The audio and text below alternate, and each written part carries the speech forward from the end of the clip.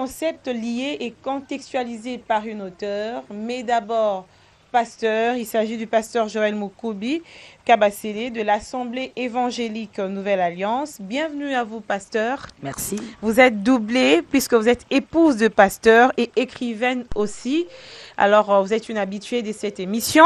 Auteur de Définir pour devenir, ouvrage publié par les éditions Métamorphe. Si je ne me trompe, je crois que c'est ça. Exact. Qu'est-ce qui vous arrangerait au cours de cette émission, qu'on vous appelle maman pasteur, qu'on vous appelle pasteur Joël, ou simplement maman, parce qu'aujourd'hui on en a l'habitude dans les églises, hein, c'est soit daddy, soit mamie, qui veut dire maman ou papa. Oui. Oh, mais écoutez, je n'ai aucune préférence particulière, mais ce qui vous arrangerait m'arrangerait. Tout à fait. On va s'y mettre, on va au cours de l'émission, ça dépend de ce qui va nous venir en tête. Oui. D'abord, définir pour devenir. Est-ce une nouvelle façon pour vous d'évangéliser, pasteur? Bien sûr. C'est une nouvelle façon, mais vous savez, nous évangélisons avec toutes les façons que nous avons à notre possession. Et le livre est un grand moyen parce qu'il traverse les océans, il traverse les rives. Et donc, quelqu'un qui ne viendrait jamais au Congo pourra lire le livre, comprendre la volonté de Dieu, comprendre le plan de Dieu pour sa vie. Donc, c'est un moyen que nous ne négligeons pas, un moyen très efficace. De plus en plus, les pasteurs deviennent des auteurs, alors qu'on dit que si vous voulez cacher une connaissance aux Congolais, il faudrait les mettre dans les livres. Qu'est-ce qui a été votre motivation? Je crois qu'il faut qu'on change un peu cette façon de comprendre les choses et de voir les choses. Je pense que la culture de la lecture, le Congolais est en train de l'intégrer tout doucement dans sa vie quotidienne. Je pense que le Congolais lit. Il est en train de fournir des efforts et même dans les écoles et même dans les églises, on essaye d'inculquer aussi cette valeur aux enfants. Je pense que ça vient, la preuve, vous l'avez dit, c'est-à-dire qu'il y a de plus en plus des auteurs ici à Kinshasa. Donc c'est une culture qui est en train exact, c'est une culture qui est en train de naître. Donc il faut arrêter de voir le Congolais comme celui qui n'aime pas la lecture. Non, ça vient, ça change, tout doucement. Il y a un début à tout. Définir pour devenir, qu'est-ce qui a motivé ce titre-là? Comment vous êtes arrivé à conclure qu'il faut définir pour devenir? En fait, j'aurais vraiment aimé te donner une réponse simple là-dessus, mais le problème c'est que c'est pas moi qui ai choisi le titre. C'est qui? On m'a donné le titre. Par qui? Par Dieu. Waouh. Oui. Donc ça a été un titre inspiré. Exact. Je vais aller un peu plus loin. Je veux aller dans la petite histoire de cet ouvrage, qui reste jusqu'aujourd'hui pour moi une histoire incroyable. C'est-à-dire qu'un certain 6 avril, c'était un samedi, je me rappelle, après avoir préparé mon culte dans la prière, le culte du dimanche donc, j'étais dans ma chambre, endormi, et là je reçois une visite. Une visitation divine, et le Seigneur me donne l'ordre de sortir cet ouvrage. Je n'avais pas du tout en tête envie de sortir un ouvrage en 2016 ou encore plus tard. Vous n'aviez encore rien écrit sur pas papier, du tout. Rien coché? Pas des du tout. idées Pas du tout. éparpillées? Pas du tout. Cette nuit-là, le Seigneur me dit, tu écris et tu sors ce livre avant le 8 mars. Il me donne le titre et il me donne le squelette du contenu. Donc j'ai eu la grande partie ce soir-là ou cette nuit-là. Et c'est comme ça que tout est parti. Comme je vous l'ai dit, je ne comptais pas écrire. C'est vrai que mon mari est écrivain aujourd'hui, ça fait plus de 6 ans, mais il m'a toujours demandé d'écrire en voyant certaines de mes prédications. Des fois, on a des idées, on coche quelque part. Il me dit, mais écris ça, ça serait un bon livre. Il me faisait la pression pendant des années. Je n'ai jamais eu le courage. Ça venait pas? Non, ça venait pas. Je ne sais pas pourquoi. Mais ce jour-là, en fait, j'ai reçu un ordre. J'ai sorti cet ouvrage parce que Dieu m'avait ordonné de le sortir avant le 8 mars. Et c'est ce qui a été fait par la grâce de Dieu. Qui définit et comment? En fait, c'est l'homme qui définit. Écoutez, Elohim dit ceci, dans Jérémie 29, 11. Il connaît le projet qu'il a formé pour nous. Le projet de paix et non de malheur, afin de nous donner un avenir et de l'espérance. C'est-à-dire tout enfant de Dieu, tout celui qui est né des dieux, a un grand avenir devant lui. Mais pour le devenir, il faut définir, il faut comprendre ce qu'on a été appelé à devenir. Vous savez, tout le monde a tendance à dire « je serai grand ». Vous savez, la grandeur est un concept très, très vaste. Il faudrait plutôt définir. Tu dois devenir grand, mais pour définir qui? Mais ça doit être très clair dans ta tête. S'il y a quelqu'un qui doit très bien comprendre, c'est qu'il doit devenir, c'est d'abord toi, la personne, le concerné. Donc voilà pourquoi j'ai dit, définissez ce que vous êtes appelé à devenir. C'est quand même un grand exercice, n'est-ce pas? Vous vous référez plus à la parole de Dieu en écrivant ce livre, mais il y a quand même aussi des gens qui vous suivent, qui sont forcément pas chrétiens. Oui. Est-ce qu'ils se retrouvent dans cette lecture? Mais bien sûr. Mais bien sûr, parce qu'ils sont appelés à devenir, ils sont appelés à laisser des empreintes sur terre avant qu'ils ne rentrent vers le Père. Donc, ils sont appelés à devenir médecin, devenir avocate, devenir avocat. Mais tu dois savoir en quoi cela consiste. Et j'aimerais même ouvrir une brèche pour dire, c'est pourquoi vous constaterez, Madame Feza, que dans la jeunesse aujourd'hui, il y a plusieurs divorces. Les jeunes gens qui se marient aujourd'hui, pourquoi?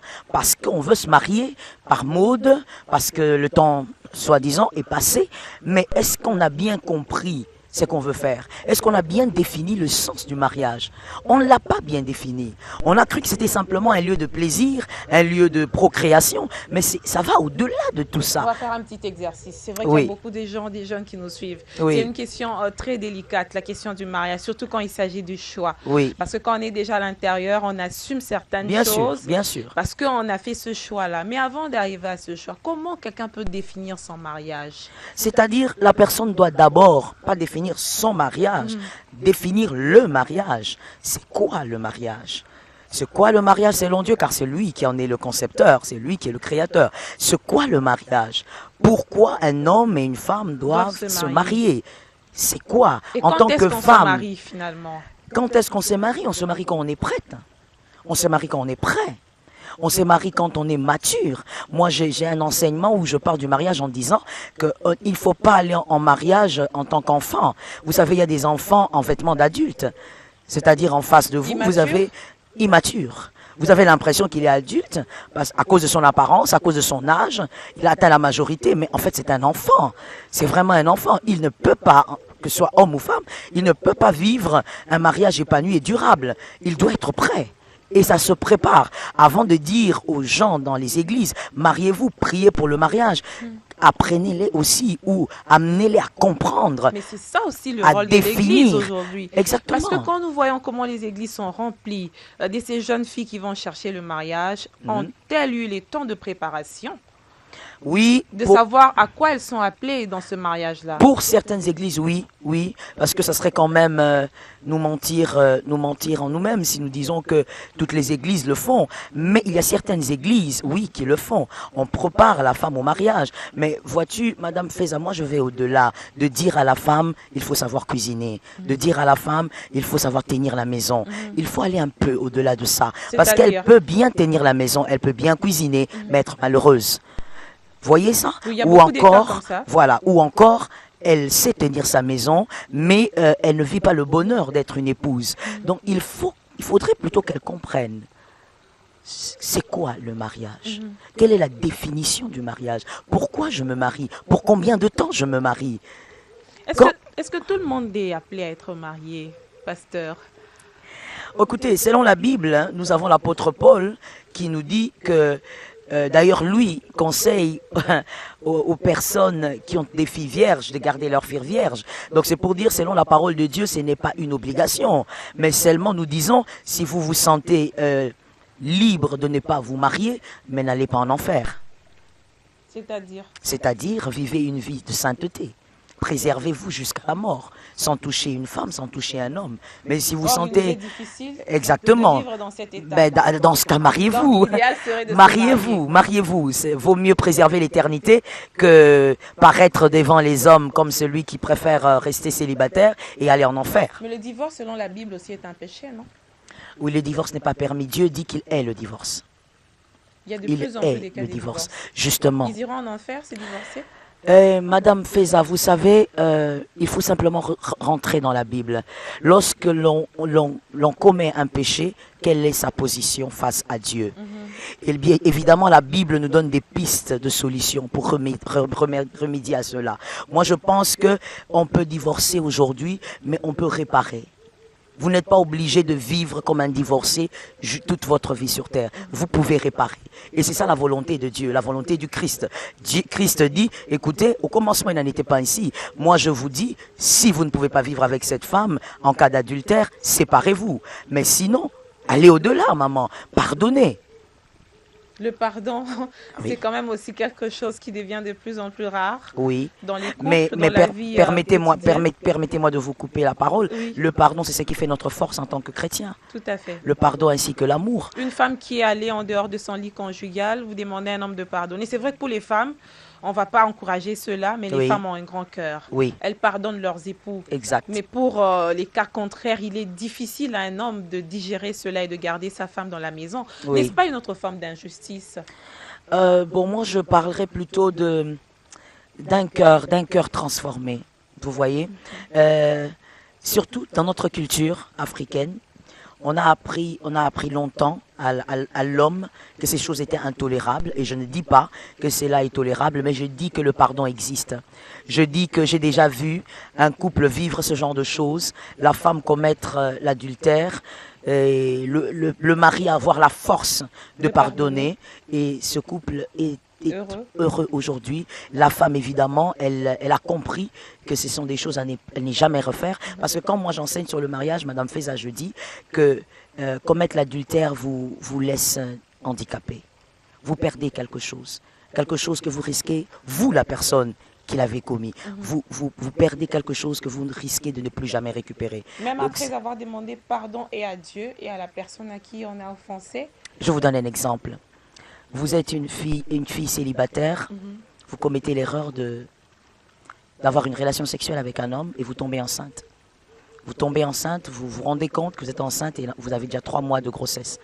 Vous demandez pardon à Dieu parce que vous êtes dans une église, vous avez appris ce que c'était le pardon, la repentance, Tout mais à vous fait. restez enceinte. Oui, je reste enceinte et Exactement. je donne naissance à cet enfant Exactement. qui grandit. Mais l'enfant Exactement. devient une bénédiction après, pasteur. Oui, il est une bénédiction parce qu'il vient de Dieu. Mais vous Oui. voyez, la naissance de cet enfant est la conséquence de votre péché. Mhm.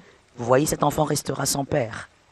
Vous comprenez? Ça dépend. Malgré, oui, ça dépend dans le sens où l'homme, s'il veut bien assumer ses responsabilités. Mais dans les cas contraires, et ça nous en voyons beaucoup, dans les cas contraires, le garçon, la petite fille ou le petit garçon grandira sans père. Donc vous voyez, il y a toujours les conséquences qui sont là, même si le pardon existe. Le pardon existe, Dieu vous restaure, mais les conséquences du péché, des fois, Restent. nous les avons devant nos yeux. C'est quand même un domaine qui intéresse beaucoup de gens, le mariage. Pasteur, quelques critères à ceux qui veulent se marier pour savoir si c'est un homme qu'il faut dans sa vie ou une femme qu'il faut. C'est comment?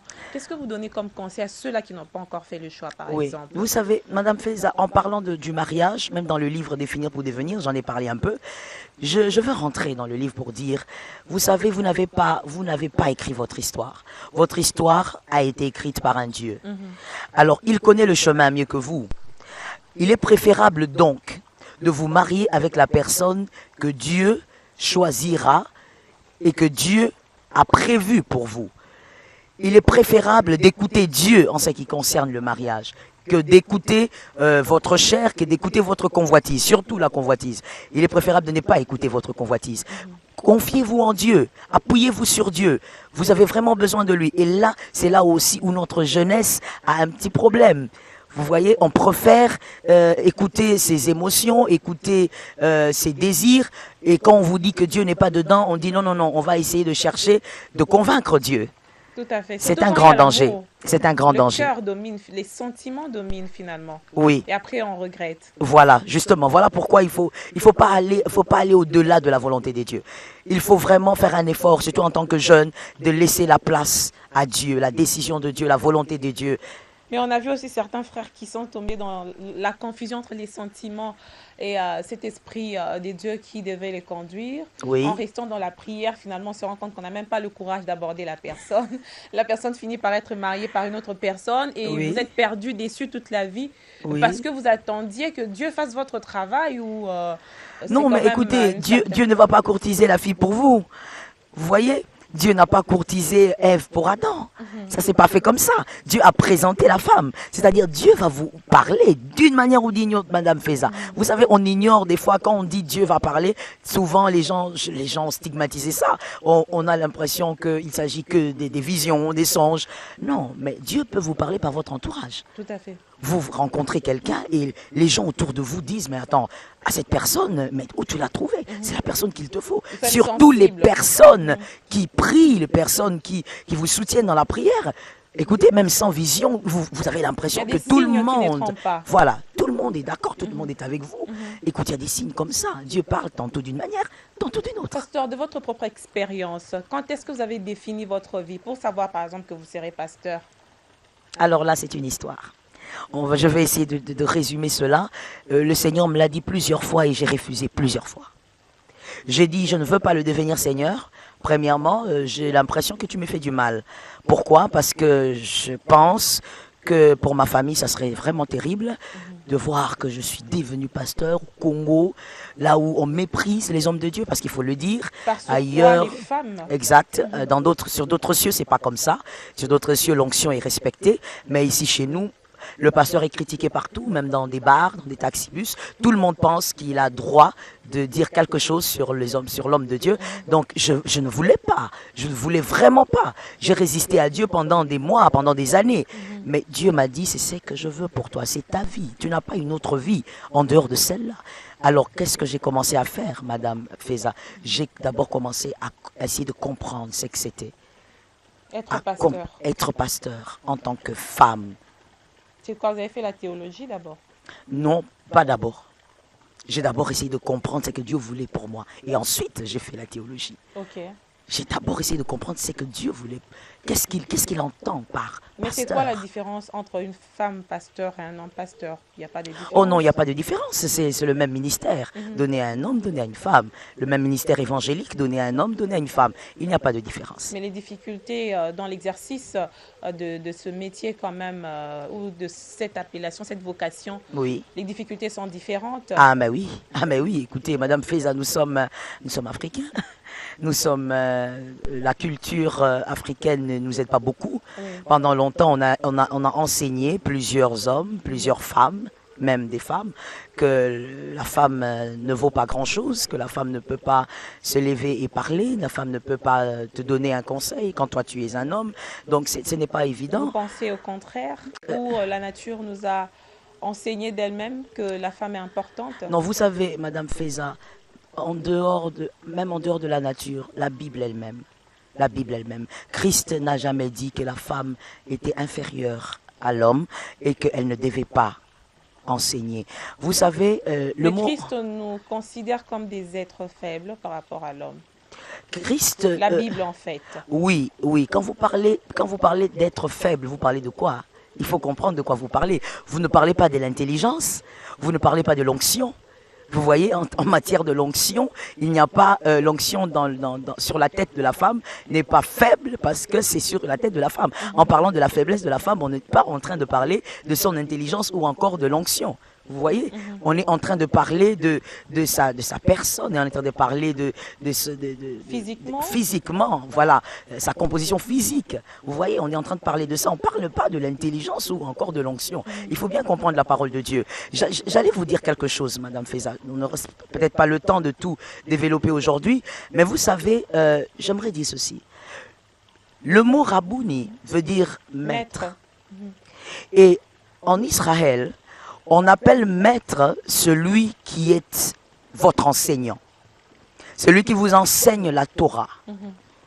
Et la femme en Israël n'a pas le droit d'avoir un maître, c'est-à-dire la femme n'était pas enseignée, n'avait pas le droit de recevoir l'enseignement en ce qui concernait la Torah. Mais nous voyons dans la parole de Dieu où il y a une femme qui appelle Jésus Rabouni, et Jésus ne dit pas, ne m'appelle pas Rabouni.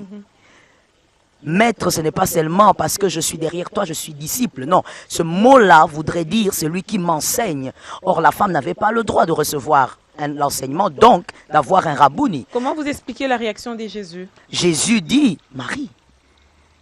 Jésus dit simplement Marie.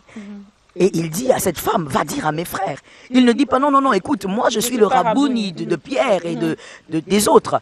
Voilà pourquoi, Madame Feza, moi je le dis simplement avec beaucoup d'humilité, sans vouloir critiquer quiconque, qu'il est important de comprendre ce que l'on veut enseigner. Et il n'est pas mauvais, parce qu'il y a certaines personnes qui ont diabolisé même la théologie, il n'est pas mauvais d'apprendre. Parce que nous apprenons une culture. La Bible, c'est aussi l'histoire d'un peuple. C'est une culture que nous devons apprendre, chercher à comprendre. Par exemple, quand on parle de la femme qui saignait pendant 12 ans, quand on dit qu'elle ne devait pas s'approcher des hommes, il faut comprendre pourquoi. C'est une culture. Il s'agissait de leur culture. Mais quand vous ne comprenez pas toutes ces choses, et évidemment, cette Bible a été traduite. Mais en contextualisant aussi la Bible, on perd un peu... sa valeur première. Non, non, non, non, non, non, Madame Feza, on n'essaye pas de contextualiser. Non, on est en train simplement de comprendre les textes originaux. Ok. Qu'est-ce qui a vraiment été dit? Parce que c'est ce que j'étais sur le point de vous dire. Lorsqu'il y a traduction, il y a certains mots qui perdent leur sens premier. Oui. Alors, en apprenant la Bible, on essaye d'apprendre la culture d'un peuple, mais aussi les sens originaux. Voilà. Définir pour comprendre, pour devenir toujours dans ce domaine pastoral, je parle des femmes. On a l'impression qu'il y a un peu plus des femmes prophétesses aujourd'hui. Okay. Est-ce que elles ont compris? Elles ont défini ce qu'elles doivent être, ou c'est un mouvement juste qui est né comme ça, où les femmes sont emportées par ce mouvement-là des prophétesses aujourd'hui? Oh, mais on ne peut pas dire ici que toutes ces femmes n'ont pas compris ce qu'elles sont en train de faire. Moi, je pense qu'il y a des femmes qui ont évidemment compris le sens de leur ministère. C'est quoi le prophétique, c'est quoi le ministère prophétique, et c'est quoi avoir un don prophétique qui ne fait pas de vous ministre, prophète. Donc, je pense qu'il y a des femmes qui ont compris cela. Mais évidemment, comme il y a toujours le blanc et le noir, le vrai et le faux, je pense qu'il y a aussi des femmes qui ont été appelées, mais qui ne comprennent pas trop bien. Parce que Madame Feza, je constate que dans notre culture africaine, nous n'avons pas trop la culture de l'enseignement. Nous n'avons pas trop la culture de communiquer la connaissance. Mais aujourd'hui, c'est vous qui enfoncez encore les peuples de Dieu, les églises. Je dois être précise. L'enseignement est par moments superflu. On ne donne pas le vrai enseignement, la vraie nourriture au peuple des dieux, au point où les gens sont perdus. Et à chaque fois, ça me rappelle un enseignement que j'ai eu sur un arbre qui marchait et un arbre planté. Ça veut dire qu'il y a beaucoup d'arbres qui sont instables dans les églises. À chaque fois qu'il y a quelque chose qui arrive, ils sont à l'extérieur pour n'avoir pas reçu ce qui est une nourriture de base, allais-je dire. Je veux te dire ceci, Madame Feza. La faute n'est pas à l'église, la faute n'est pas à l'église du Congo ou quinoise. Nous sommes en train de vivre ce temps-là. C'est quoi le temps de la fin? Oui, c'est écrit. C'est-à-dire que les hommes auront la démangeaison d'écouter ce qu'ils aiment, ce qu'ils veulent. C'est écrit dans la parole de Dieu. La prospérité, la bénédiction et tout. C'est vrai, c'est biblique, mais il faudrait bien l'expliquer et l'enseigner. C'est vrai qu'il faut réveiller le peuple de Dieu en disant qu'il y a le mal, il y a le danger, le faux est planté aussi au milieu du vrai, mais nous sommes en train de vivre ce temps-là. Ça ne doit pas, nous ne devons pas être surpris comme des ignorants. Lorsque vous regardez la télé, vous ne soyez pas surpris d'entendre des choses scandaleuses. Nous sommes en ce temps-là. Mais il y a des églises qui se battent dans notre pays pour enseigner la parole de Dieu. Ce sont des exceptions, madame. Oui, je suis d'accord avec vous, mais écoutez, lorsque je vous dis que nous sommes à une période où l'homme veut entendre ce qui lui plaît, c'est-à-dire, Madame Feza, même si je commence une église ici aujourd'hui et je me mets à enseigner la parole vraie, pure, vous verrez que cette église aura 3 personnes. Et juste à côté, pas très loin, il y aura une foule. Pourquoi? Parce que du matin au soir, on prophétise. Parce que du matin au soir, on vous donne, je sais pas, des mouchoirs et tout ça à vendre pour recevoir l'onction. Donc, le problème. Le problème, c'est l'homme lui-même. Il y a des églises qui fournissent des efforts. Il y a des hommes de Dieu qui se consacrent au travail pur, à étudier la parole, à préparer une bonne nourriture pour le peuple. Mais le problème, c'est aussi l'homme lui-même. Il veut écouter ce qui lui plaît. Et quand il vient dans une église, on dit arrête de pécher, arrête de voler. Il dit non, non, non, là on veut nous condamner. Alors il faut aller là où on ne nous condamne pas, là où on nous dit que la grâce c'est nager dans la crasse. Et finalement, c'est compliqué. Et pourquoi la femme est victime de cette hérésie, c'est elle la plus sensible à écouter ce qui n'est pas réel. Elle s'en va, elle est emportée. Comment vous expliquez cela?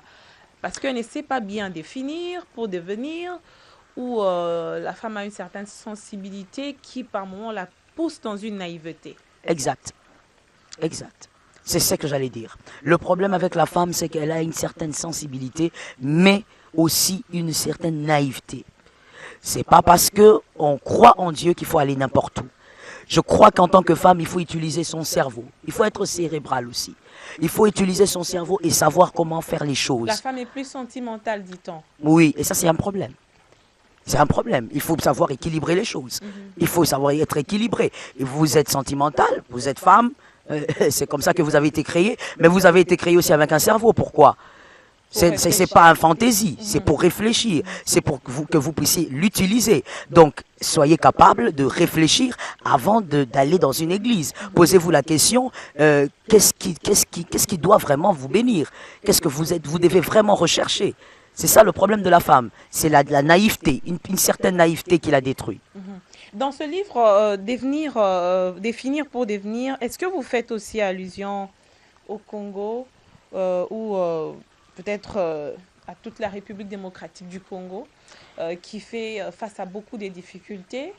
On a des menuisiers qui deviennent des médecins, on a des charpentiers qui font autre chose, on ne sait pas qui fait quoi. Exact. Pour n'avoir pas au préalable défini ce que l'on veut. Vous savez, Madame Faisan, c'est vrai que dans ce livre, je ne l'ai dit pas noir sur blanc, mais c'est une très belle question. Mon pays, le Congo. Vous savez, Madame Faisan, le grand problème du Congo, c'est que il n'y a pas de Kimbangu, il n'y a pas de Lumumba. C'est-à-dire des hommes qui ont défini et qui ont compris la destinée du Congo, mais qui ne se sont pas arrêtés là, qui ont aimé ce qu'ils avaient compris.